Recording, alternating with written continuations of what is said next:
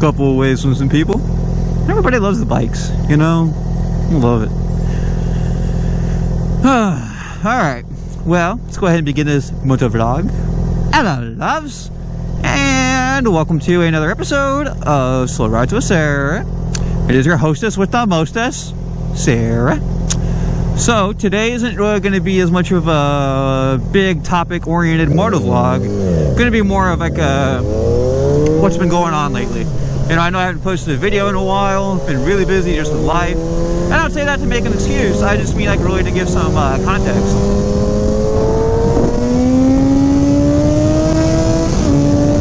There we go. So what have I been doing for the last few months? Well, the main thing I've been trying to do is get a new job. And not even necessarily to get a new job, but to find a new career. You know, a company that I feel I can really grow with, that has a whole lot of potential, that's offering what I'm looking for. And I've been pretty picky. So I've been looking for a while.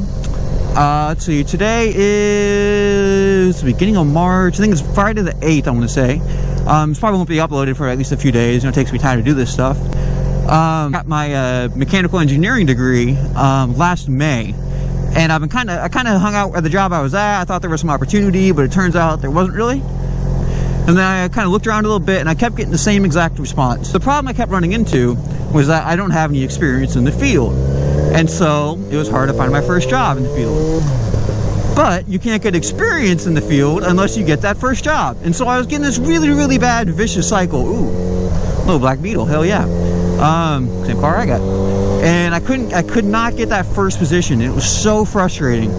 I had 4 or 5 times where the interview went really, really well. I thought I meshed with the company really well. Thought I interviewed pretty well. And then they would say, well, you don't have any experience.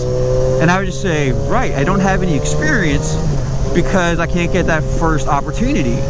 You know, the people that have 5 years of experience, that's because 5 years ago, somebody gave them a chance to build that experience. And after, you know, a whole bunch of interviews and hearing the same thing over and over, getting the runaround, I finally found a company that was willing to take that first chance on me and help me get some experience. And so I am extremely grateful for what they've done. And, you know, when I had my interview, I made it very, very clear that I had a good job. You know, the job I had before them was really good. So it wasn't that I absolutely had to get a completely different job just for the heck of it. But I was looking for a move up. You know, a lateral move is not what I was interested in. And I was very, very fortunate that I went for an interview for a job that honestly was probably a little out of my reach. It was probably a little bit more like, it probably would have been a lot to fight off. I think I could have done it, but it would have been really difficult. That's why I had a phone interview and that went really, really well. And they called me back about a week later and said, hey, you know, again, we had somebody with experience apply. And so we have to give them the edge. You know, and no, I totally get it. Like, I get it. Like, that makes sense. That's what you should do. Hire the best employee. That's the best potential employee. I get it. I would hope that you would do that. And he said, and I kind of sighed. And I went, it's kind of old though. And he goes, what's that? And I said, well, you know, I'm stuck in that loop. I can't get experience because I can't get the first job. I can't get the job because I don't have the experience. And I can't not get out of that loop. And it's just, it's the 4th or 5th time this has happened.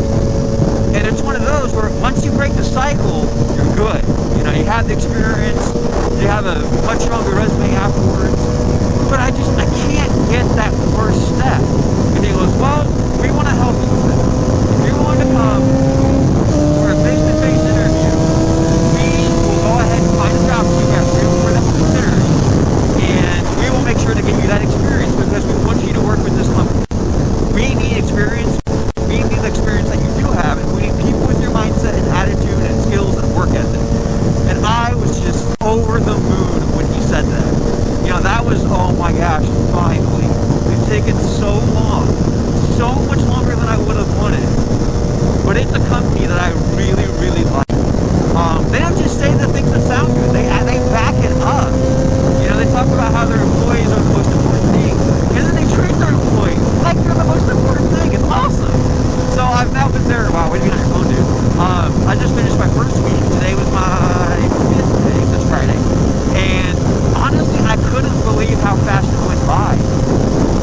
Like I was only working 8-hour days this week. I worked a little bit over today. But I was working like the full shift and I couldn't believe the day was over. Like I think it was yesterday, Thursday, I got out to my car and I was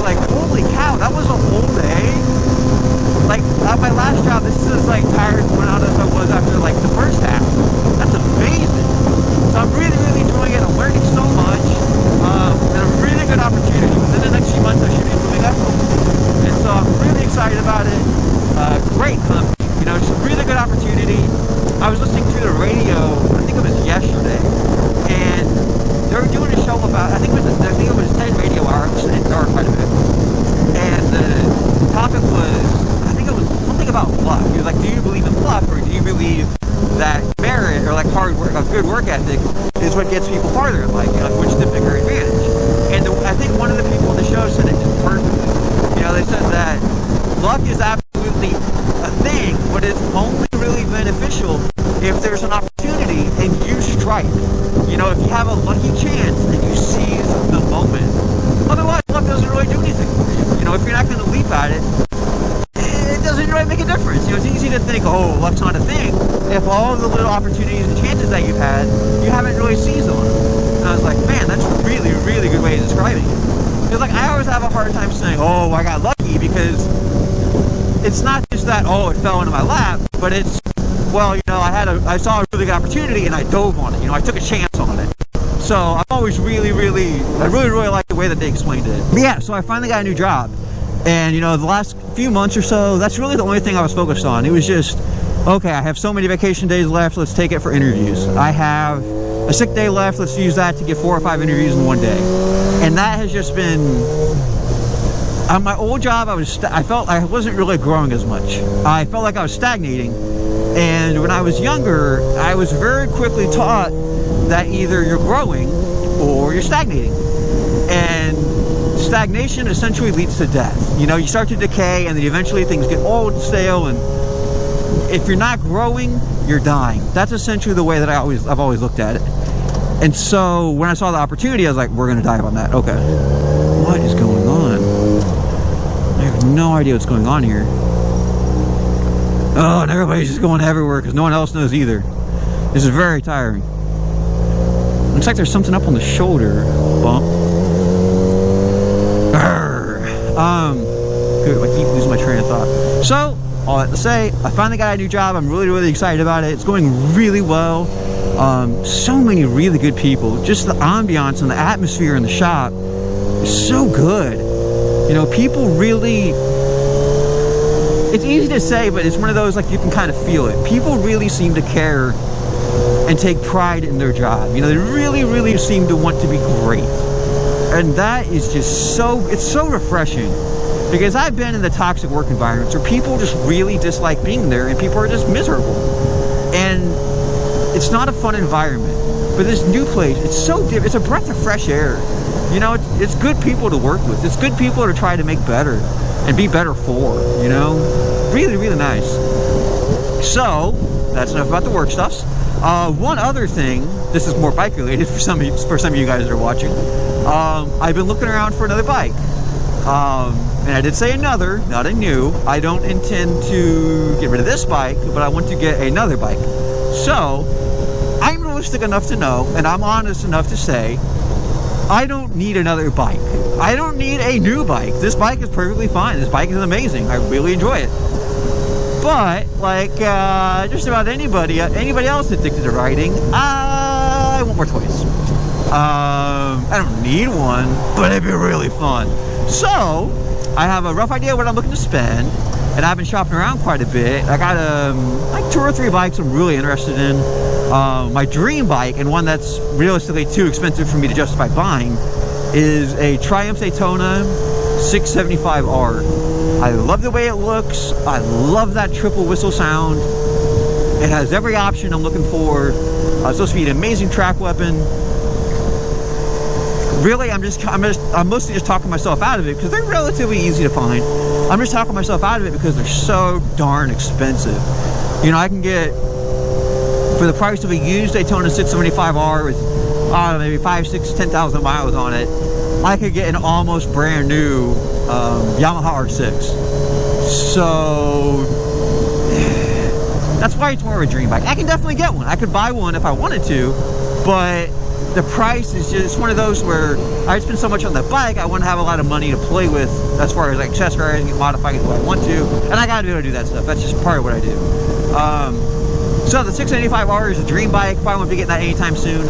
What I'll probably end up doing, oh yeah, come on, is waiting till the 765 Daytona or 765R Daytona comes out, and then I'll pick up 675R once they come down in price a little bit, because hey, there's something bigger and fancier and faster out there. So I'd like to do that. Maybe wait a few more years and get an actual 765 Daytona. I love them. You know, that's one of those. I could have the poster up in my bedroom, and well, you know, the boyfriend would be jealous because of the way I look at the poster. But I freaking love that bike. It's hard for me to find a flaw with it other than the price. Amazing suspension, amazing brakes, great power.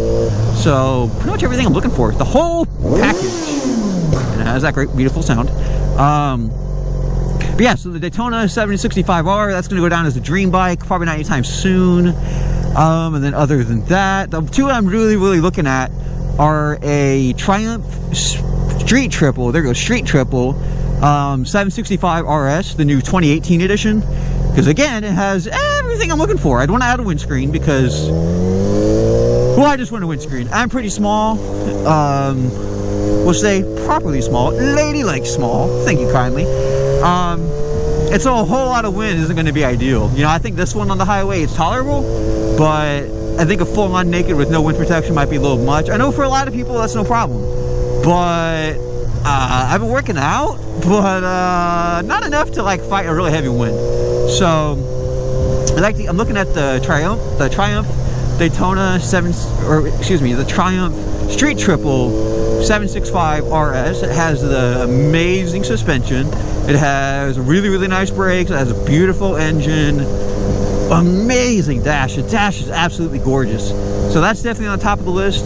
And then also possibly a Speed Triple R, because that single-sided swing arm is just so awesome. That's so beautiful.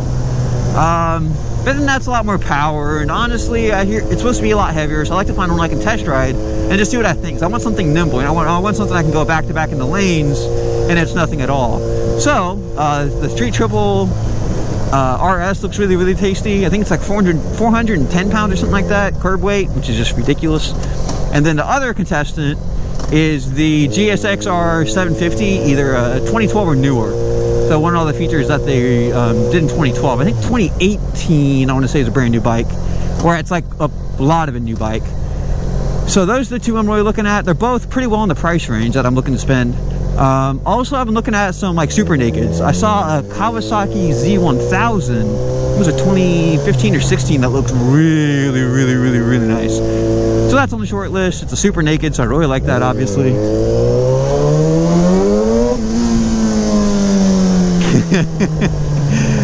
So there's the Kawasaki Z1000 ABS that looked really cool, and I saw a GSX 1000S or something like that. It was like the super naked version of a 1000, so that looks really cool.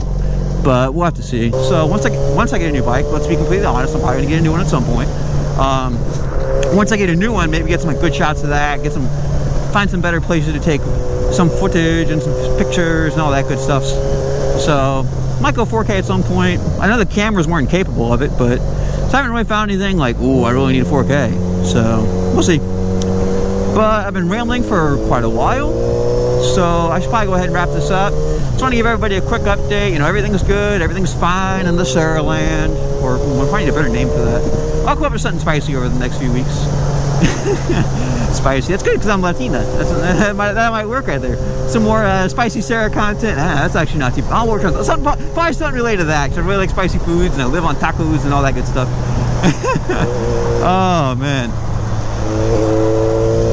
So for now, I'm gonna give everybody the best wishes. I hope everybody is doing well.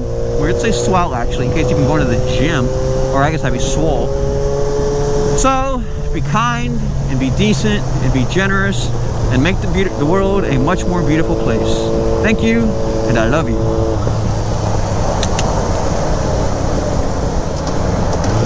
Traffic! Traffic! Friday traffic! So fun! Arrgh. The people don't know how to drive.